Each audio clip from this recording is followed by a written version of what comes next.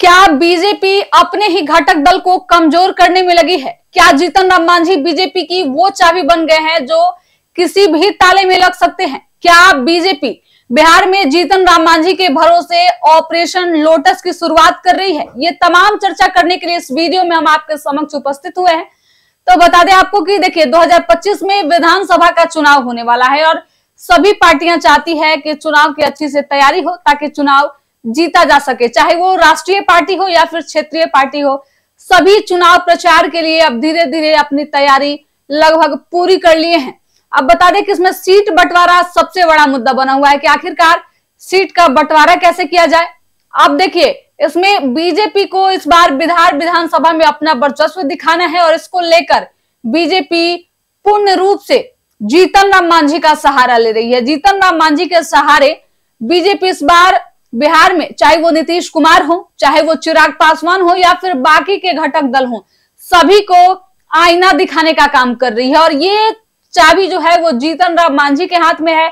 जीतन राम मांझी ये सारे कारनामों को अभी के समय में कर रहे हैं। देखिए कुछ दिन पहले की अगर बात करें तो नीतीश कुमार को जीतन राम मांझी ने घेरा था शराबबंदी को लेकर कि नीतीश कुमार की पुलिस प्रशासन जो है वो काले शर्ट तक तो पहुंच नहीं पाती है, तो बाकी ब्लैक मनी और बाकी जगहों पे कैसे पहुंचेगी। इसका मतलब साफ है कि जीतन राम मांझी ये बताना चाहते हैं, बीजेपी ये बताना चाहती है कि बिहार में नीतीश कुमार भले ही आप लंबे समय तक शासन किए हैं लेकिन उतना अच्छा काम नहीं किए हैं जितना कि होना चाहिए। वही बात अगर चिराग पासवान की करें तो देखिए चिराग पासवान पे भी नकेल कसने का पूरा प्रयास बीजेपी कर रही है। जिस तरीके से चिराग पासवान 2024 के लोकसभा चुनाव में अपना परफॉर्मेंस दिया, स्ट्राइक रेट दिया, उससे अब बीजेपी की मुश्किलें बढ़ गई थी कि चिराग पासवान विधानसभा चुनाव में मनमानी सीटों का डिमांड करेंगे और इसको लेकर जीतन राम मांझी जो है वो चिराग पासवान पर भी हमलावर दिखे। देखिए कई सारे मुद्दे पे चिराग पासवान के खिलाफत करते दिखे जीतन राम मांझी, चाहे वो लेटरल एंट्री का मामला हो, वक्फ बोर्ड का मामला हो या फिर आरक्षण का मुद्दा हो, सभी पर जीतन राम मांझी जो है वो प्रधानमंत्री और बीजेपी की तारीफ करते दिखे। वहीं उन्होंने कहा कि मैं भी दलित समाज से आता हूं और इसका समर्थन करता हूं। तो ऐसे में चिराग पासवान को भी यह एहसास कराया जा रहा है कि आप भले ही आपके पास एक अच्छा वोट बैंक है, भले ही आपके सांसद जीते हुए हैं, आपकी अच्छी पकड़ है, लेकिन उसके बावजूद भी आपके अलावा हमारे पास दूसरा ऑप्शन है। और दूसरा ऑप्शन क्या है तो आगे इस वीडियो में हम आपको बताएंगे। बीजेपी देखिए अब दूसरे ऑप्शन के तौर पे उनके ही चाचा पशुपति पारस को खड़ा कर रही है।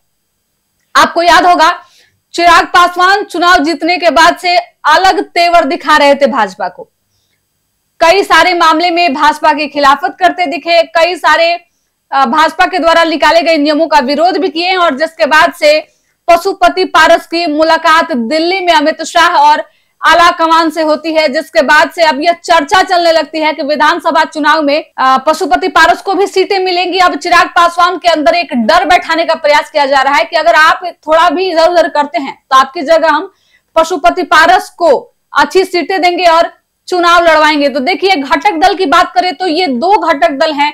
चिराग पासवान 19% दलित और महादलित वोटरों के साथ, तो वहीं नीतीश कुमार लौकुश समाज और कोयरी कुर्मी वोटरों के साथ एक बड़ी भूमिका निभाते हैं और ये दोनों घटक दल को बीजेपी जो है वो आंख दिखा रही है। बीजेपी जो है वो जीतन राम मांझी के सहारे इन पे अटैक कर रही है, यह एहसास दिला रही है कि आपके बिना भी बिहार में सरकार बनाई जा सकती है। और देखिए नीतीश कुमार को यह भी एहसास अब कराया जा रहा है कि आप बड़े भाई की भूमिका छोड़िए, इस बार बीजेपी बड़े भाई की भूमिका में रहेगी। आप चुनाव लड़िए लेकिन वो तवज्जो इस बार आपको नहीं मिलेगी जो पहले मिलती थी।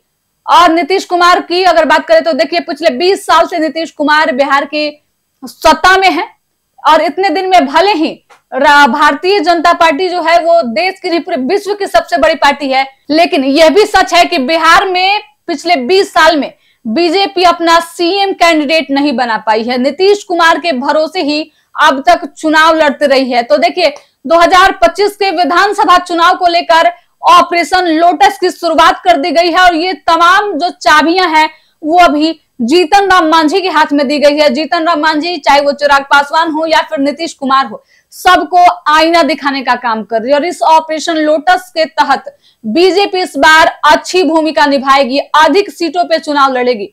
जहां तक सीट बंटवारे की बात थी, पहले की समीकरण को देखिए तो बातचीत ऐसे चल रही थी कि आधी आधी सीट पे जदयू और भाजपा चुनाव लड़ेगी और बाकी की जो सीटें बचेगी 81 सीटें, उस पे बाकी घटक दलों को निपटा दिया जाएगा। लेकिन अब जो स्थिति बन रही है, इसमें ऐसा प्रतीत हो रहा है कि भाजपा जो है वो सबसे अधिक सीटों पे चुनाव लड़ेगी और बाकी घटक दलों को इस बार कम सीट मिलने वाली है। इस विधानसभा चुनाव में घटक दलों को वो अहमियत नहीं मिलेगी जो इससे पहले मिला करती थी। और इसमें सबसे बड़ी भूमिका जो है वो दिल्ली में बैठे आला कमान ले रहे हैं और उन्हीं के आदेश के हिसाब से ये सारी गतिविधियां बिहार में लगातार हो रही है। देखिए 2025 का विधानसभा चुनाव सभी संदर्भ में काफी खास रहने वाला है।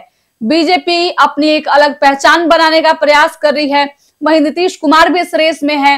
वहीं चिराग पासवान भी यह दावा कर रहे हैं कि अब वो केंद्र की राजनीति नहीं करके बिहार की राजनीति करेंगे।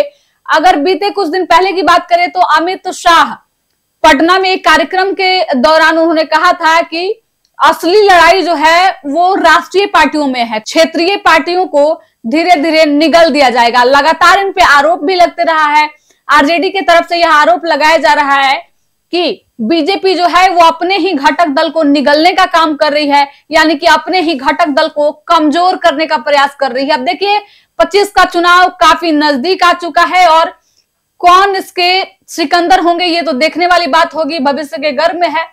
आप इसको लेकर क्या सोचते हैं? बीजेपी के ऑपरेशन लोटस को लेकर आपकी क्या राय है, हमें कमेंट करके जरूर बताइएगा। बिहार के तमाम छोटे बड़े खबरों के लिए हमारे यूट्यूब चैनल संक्षिप्त को सब्सक्राइब कर लीजिए, फेसबुक पेज को भी फॉलो कीजिएगा। धन्यवाद।